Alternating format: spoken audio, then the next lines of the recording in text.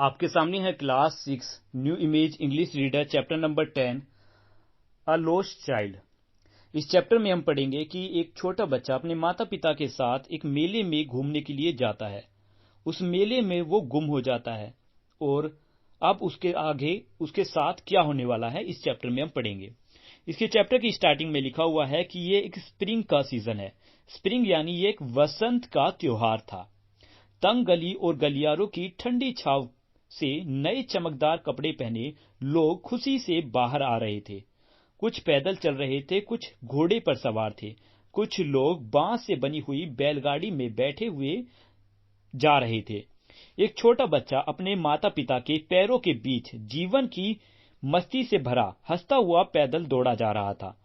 उसके माता पिता ने उसे पुकारते हुए कहा, इधर आ जाओ बेटा, जबकि वह खिलौनों की रास्ते में लगी दुकानों से अट्रैक्ट होकर पीछे रह गया। वह अपने माता पिता की तरफ दौड़ा और उसके हर कदम अपने माता पिता की आवाज के आज्ञाकारी थे। उसने दूर होते हुए खिलौनों की दुकान को देखा। अभी भी उसकी नजर उन्हीं पर जमी हुई थी। जैसे ही वह वहां पहुंचा जहां उसके माता पिता रुके हुए थे, वह अपने दिल की बात को कहने से अपने आप को रोक नहीं पाया। जबकि वह जानता था कि उसके माता पिता की आंखों में एक पुरानी सी न जानी पहचानी इनकार की झलक है। बच्चे ने माता पिता से विनती की कि मुझे वह खिलौना चाहिए। उसके पिता ने लाल आंख यानी गुस्से से उसकी तरफ देखा, जैसे ही वह अक्सर गुस्से से देखती है। उसकी मां इस दिन के खुशहाल वातावरण की वजह से पिघल गई। उसने बड़े ही प्यार से अपने बच्चे को अपनी उंगली पकड़ने को कहा और उसका मन बहलाते हुए कहा, देखो उस तरफ क्या है। वह एक सरसों का खेत है जो मीलों तरफ सपाट फैली हुई धरती पर पिघले सोने की तरह एक तरफ से दूसरी तरफ फैला हुआ है। दूसरी तरफ कहती हैं, वह वो देखो ड्रैगन फ्लाइज का एक झुंड जो पर्पल कलर के पंख फैलाकर हलचल करती हुई फूलों से शहद इकट्ठा करते हुए अकेली तितली और मधुमक्खियों की उड़ान में रुकावट डाल रहा है। बच्चा अपनी नजर से हवा में उनका पीछा करता रहा जब तक कि वो अपने पंख रुकाकर आराम करने के लिए कहीं बैठ नहीं जाते। फिर वह उनको पकड़ने की कोशिश करता, लेकिन जब वह उनको अपने हाथों से पकड़ने ही वाला था तो वह पंख फड़फड़ाकर वहां से उड़ जाते थे। तभी उसकी मां ने उसे वार्निंग यानी चेतावनी देते हुए कहा, आओ बेटा, आओ इस फुटपाथ पर चलो। वह खुशी से अपने माता पिता के पास भागा और थोड़ी देर तक उनके साथ साथ चलने लगा, पर धूप में अपनी छिपने की जगह से बाहर निकलते आए कीड़े मकोड़ों से वह अट्रैक्ट हो गया और फिर से पीछे छूट गया। उसके माता पिता ने एक छोटे से बगीचे की छांव में आवाज लगाई। फिर से कहा उन्होंने कि इस पास आ जाओ, जहां उसके माता पिता एक कुएं के किनारे बैठ गए थे।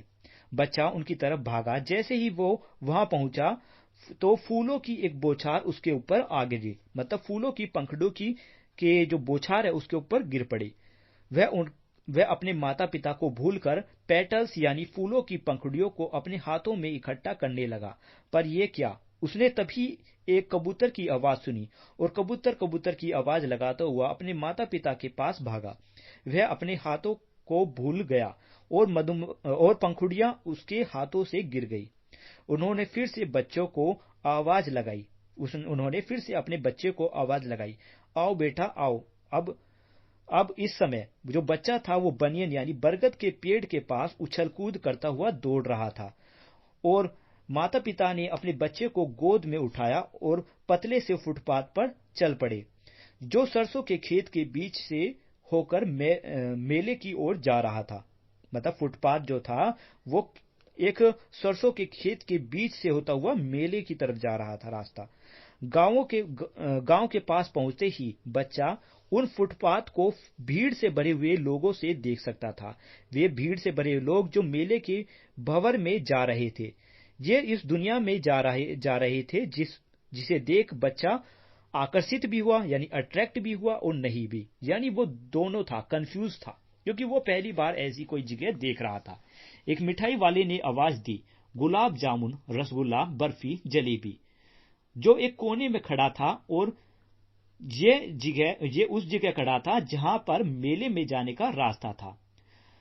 जो यहाँ पे मिठाई वाला जो सजाकर लाई गई अनेक रंगों की मिठाइयां, जिन्होंने सोने और चांदी की पत्तियों से सजाया गया था, एक लाइन में नीचे लगाई हुई मिठाइयों के ठेले पर अच्छी खासी भीड़ लगी हुई थी। बच्चे ने खुली आंखों से एक नजर से सभी मिठाइयों की ओर देखा, और बर्फी, जो उसकी मनपसंद मिठाई थी, उसे देखकर उसके मुंह में पानी आ गया। उसने धीरे से कहा, मुझे वह बर्फी चाहिए, पर लेकिन वह अच्छी तरह से जानता था कि उसकी रिक्वेस्ट पर ध्यान नहीं दिया जाएगा, क्योंकि उसके माता पिता कहेंगे कि वह बहुत ज्यादा लालची हो गया है। इसलिए बिना उनके जवाब के वह आगे बढ़ गया। एक फूल बेचने वाले ने आवाज दी, गुलमोहर की माला ले लो, गुलमोहर की माला ले लो। बच्चा उनकी तरफ ज्यादा अट्रैक्ट हुआ। बच्चा उन फूलों की टोकरी पर गया जिनमें फूलों का ढेर लगा हुआ था, और धीरे से बड़बड़ाया, मुझे वह माला चाहिए। लेकिन वह अच्छी तरह से जानता था कि उसके माता पिता माला खरीदने से इनकार कर देंगे, क्योंकि वह कहेंगे कि वह बहुत ज्यादा घटिया है, कि माला बहुत ज्यादा घटिया है। इसलिए बिना किसी जवाब के वह फिर से आगे बढ़ गया। एक आदमी पोल यानी डंडे से बंधे yellow, red, green, purple balloons लिए खड़ा था। बच्चा उन रेनबो जैसे सुनहरे रंगों से एक्साइटेड हो गया। वह उन सबको लेने की इच्छा से भर गया, लेकिन वह अच्छी तरह से जानता था कि उसके माता पिता गुब्बारा खरीदने नहीं देंगे, क्योंकि वे कहेंगे कि उसकी उम्र अब खिलौने से खेलने की नहीं रही है। ठीक है, इसके बाद क्या हुआ? इसलिए वह आगे बढ़ गया। एक सपेरा एक सांप के आगे बीन बजा रहा था, जो एक कटोरी में कुंडली मारकर बैठा हुआ था। यानी सांप जो है कटोरी में कुंडली मारकर बैठा हुआ था, और सांप भी किसी हंस की गर्दन की तरह सुंदर झुकाव में अपना सिर को ऊपर उठाए हुए था, जबकि बीन का संगीत उसके ना दिखाई देने वाले कानों में एक लहर की तरह गुजर रहा था। जो संगीत है सांप के अदृश्य कानों की तरफ से लहर की तरह गुजर रहा था। बच्चा सपेरे की तरफ गया, लेकिन यह जानकर कि उसके माता पिता ने ऐसा बेसुरा संगीत जैसा सपेरा बजा रहा था सुनने को मना किया था। मतलब कि जो बच्चे के माता पिता है, उन्होंने मना किया था कि कोई भी बेसुरा संगीत नहीं सुनना है जैसे कोई सपेरा बजा रहा है। इसलिए वह आगे नहीं बढ़ा। एक राउंड बोट यानी गोलादार झूला जोर से घूम रहा था। मैन, वुमेन, चिल्ड्रन सभी उस गोले में घूम रहे थे और जोर जोर से हंसी से चीख चिल्ला रहे थे। बच्चा उन्हें बड़े ध्यान से देख रहा था और फिर हिम्मत के साथ रिक्वेस्ट की कि मैं उस झूले पर जाना चाहता हूँ। पिता और माता उसे कोई जवाब नहीं देते, और वो अपने माता पिता को देखने के लिए मुड़ा। वो दोनों मतलब जो उसने जब रिक्वेस्ट की तो उसने रिक्वेस्ट की अपने माता पिता से, तो उसके माता पिता की तरफ से कोई जवाब नहीं मिला। उसने माता पिता को देखने के लिए अपनी नजर घुमाई। वे दोनों उसके आगे नहीं थे। वो दोनों उस तरफ देखने के लिए मुड़ा, मतलब वो दोनों को दूसरी तरफ देखने के लिए मुड़ा। वो वहां भी नहीं थे। उसने पीछे की तरफ देखा, उनका कोई नामो निशान नहीं था। उसके सूखे गले में एक गहरी चीख निकली और वह झटके के साथ वो जहां खड़ा था वहीं का वहीं खड़ा रह गया। वहां से डर के साथ मां पिताजी चिल्लाता हुआ वह दौड़ा। उसकी आंखों से आंसू गिर पड़े।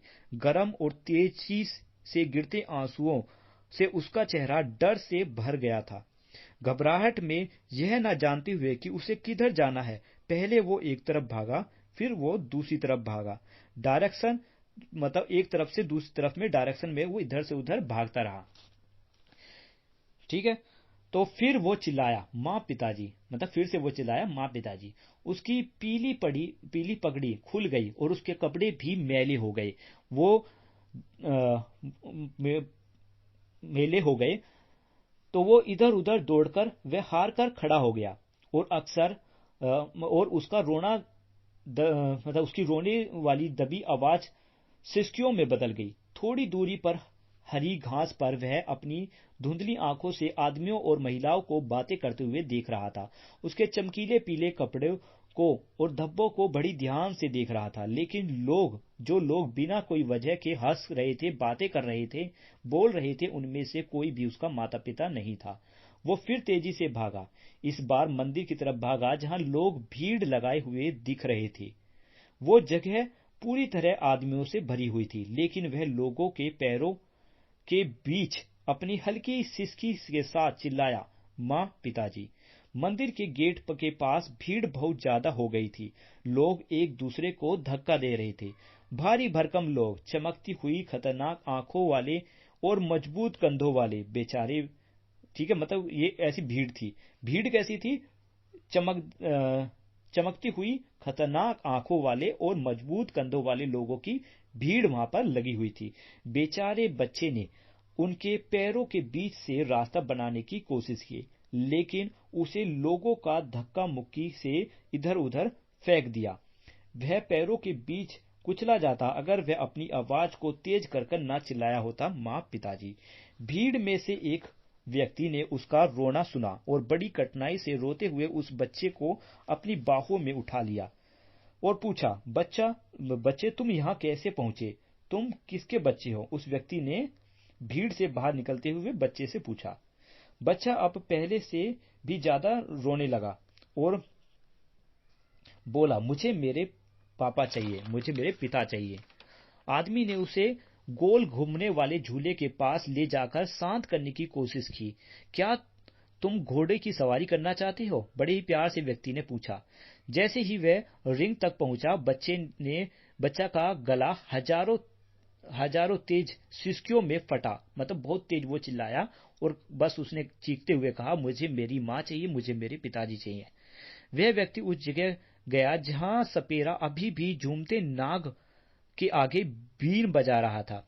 व्यक्ति ने विनती की, इस सुंदर संगीत को सुनो, लेकिन बच्चे ने अपनी उंगलियों से बंद कर लिए और दोगुनी आवाज से चीखा, मुझे मेरी माँ चाहिए, मुझे मेरे पिताजी चाहिए।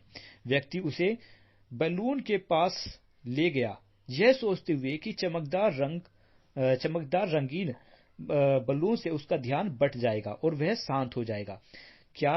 और पूछा, क्या तुम्हें रेनबो कलर चाहिए? व्यक्ति ने पूछा, मतलब क्या तुम्हें रेनबो कलर चाहिए, रेनबो कलर के बलून चाहिए? बच्चे ने अपनी आंख बलून से घुमा ली और बोला, मुझे मेरी माँ चाहिए, मुझे मेरे पिताजी चाहिए। पर लेकिन वह व्यक्ति अभी भी बच्चे को खुश करने के लिए गेट पर ले गया जहां फूल बेचने वाला बैठा था। और फिर बच्चे से वो कहता है, देख, क्या तुझे इन सुंदर फूलों की खुशबू आ रही है? बच्चे, क्या तुझे अपने गले में डालने के लिए माला चाहिए? बच्चे ने अपनी नाक को टोकरी से दूर कर लिया और फिर से वो बोला, मुझे मेरी माँ चाहिए, मुझे मेरे पिताजी चाहिए। उस बच्चे का दुख दूर करने की सोचते हुए व्यक्ति उसे मिठाई की दुकान पर ले गया और फिर से उससे पूछा, तुझे कौन सी मिठाई पसंद है? कौन सी मिठाई पसंद करेगा बच्चे? बच्चे ने अपना चेहरा मिठाई की दुकान से फिर हटा लिया और केवल यही कहते हुए रोता रहा कि मुझे मेरी माँ चाहिए, मुझे मेरे पिताजी चाहिए। तो यही एक छोटा सा चैप्टर था। हमारा ये चैप्टर यहाँ पर खत्म होता है। ये चैप्टर लिखा था मुल्कराज आनंद ने।